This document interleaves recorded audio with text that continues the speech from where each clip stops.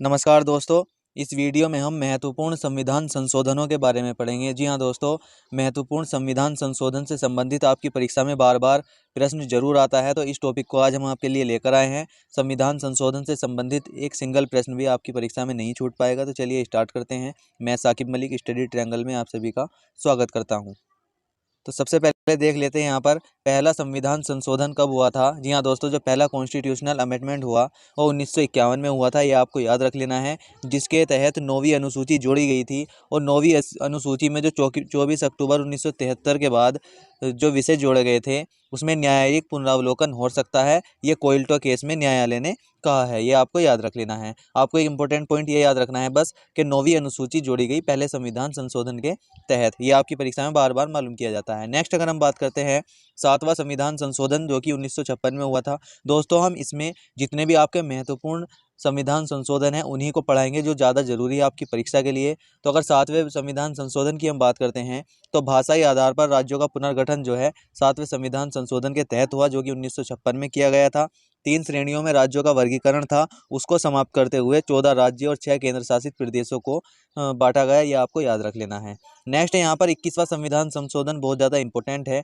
आप सभी लोग जानते होंगे जो हमारे मूल संविधान में अनुसूची 8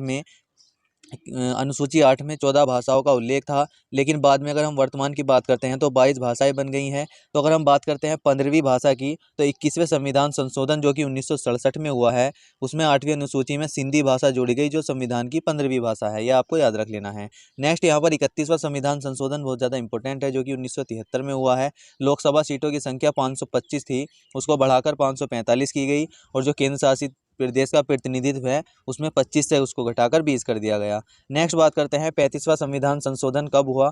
तो 1974 में 35वां संविधान संशोधन हुआ था।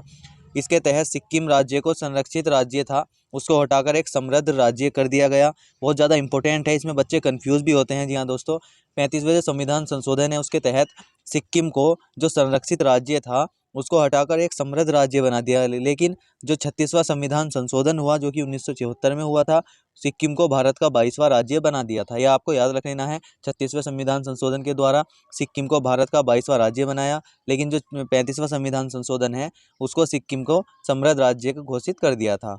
नेक्स्ट यहाँ पर बात करते हैं 42वां संविधान संशोधन, बहुत ज़्यादा इंपॉर्टेंट है। इस संविधान संशोधन को हम मिनी कॉन्स्टिट्यूशनल ऑफ इंडिया भी बोलते हैं।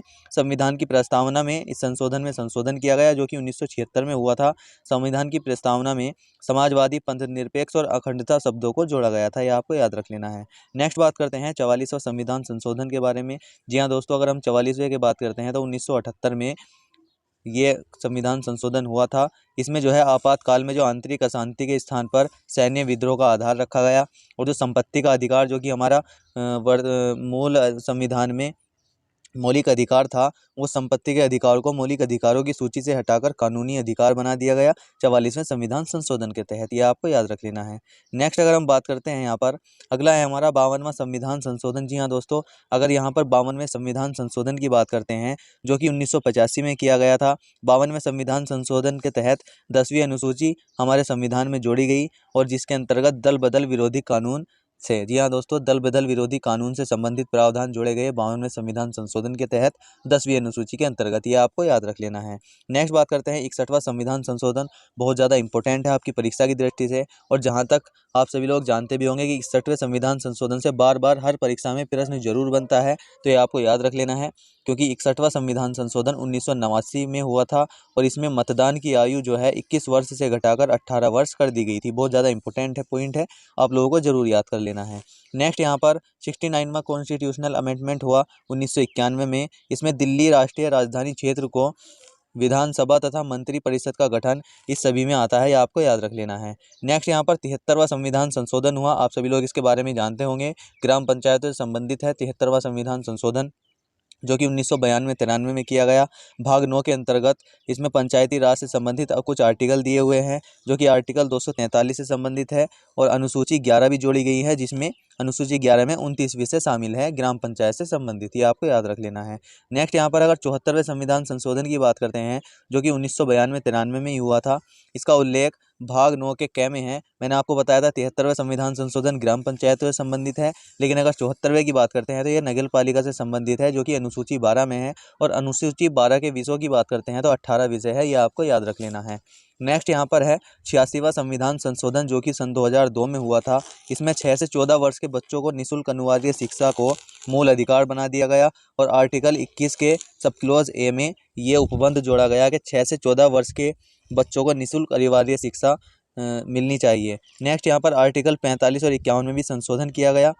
नेक्स्ट यहाँ पर है 92वां संविधान संशोधन जो कि 2006 में हुआ था। 8वीं अनुसूची में 4 भाषाएं जोड़ी गई, बोडो, डोगरी, मैथिली और संताली। तो टोटल मिलाकर 22 भाषाएं हो गई थी हमारे संविधान में। 8वीं अनुसूची में बोडो, डोगरी, मैथिली और संताली बहुत ज़्यादा इंपॉर्टेंट है। आपकी परीक्षा में इस प्रकार से ही मालूम कर लेता है कि 52वें संविधान संशोधन के तहत कौन कौन सी अनुसूची जोड़ी गई। तो आप लोगों को इनको याद रख लेना है। बोडो, डोगरी, मैथिली और संताली भाषाओं को हमारी 8वीं अनुसूची में समावेश किया गया 92वें संविधान संशोधन के तहत। नेक्स्ट यहाँ पर 100वां संविधान संशोधन जो कि सन 2015 में हुआ, भारत और बांग्लादेश की भूमि हस्तांतरण के लिए संबंधित है, यह आपको याद रख लेना है। 101वां आप सभी लोग जानते होंगे जीएसटी बिल से संबंधित है। 102वें संविधान संशोधन की बात करते हैं तो ओबीसी के आरक्षण से संबंधित है 102वां संविधान संशोधन अधिनियम।